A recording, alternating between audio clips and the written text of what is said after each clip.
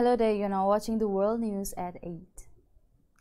Hong Kong leader Carrie Lam said that clashes between protesters and police last weekend have dampened her hopes that a recent lull in the violence would allow the territory economy to recover.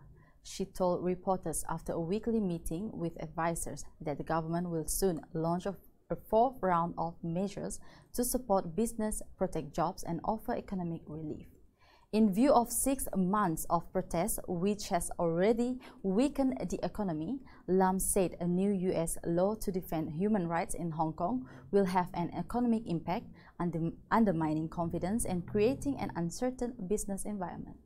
Signed into a law by President Donald Trump last week, the Hong Kong Human Rights and Democracy Act requires an annual review of favorable trading status that the U.S. grants to the city.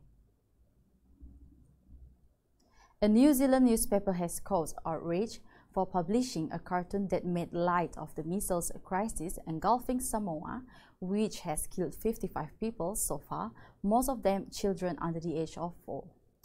The Otago Daily Times issued an apology on Tuesday afternoon, saying the content and timing of the cartoon were insensitive, and they apologized without reservation for publishing it.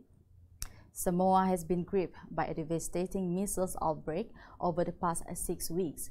There have been almost 4,000 confirmed cases in a country of just 200,000 people. Japanese activists yesterday called for drastic steps by the government, companies, and universities to stamp out sexual harassment of job-hunting students, a problem they said lurks in the shadows because victims fear of speaking out. Although the Labour Ministry drafted guidelines in October to prevent power harassment in workplaces, it said only that such measures were desirable for students and other non-employees.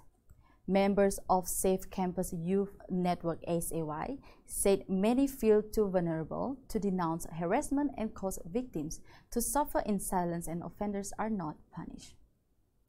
And that is all for now. I'm Adeline Katani. Keep updated to the news at TV Sarawak anytime, anywhere.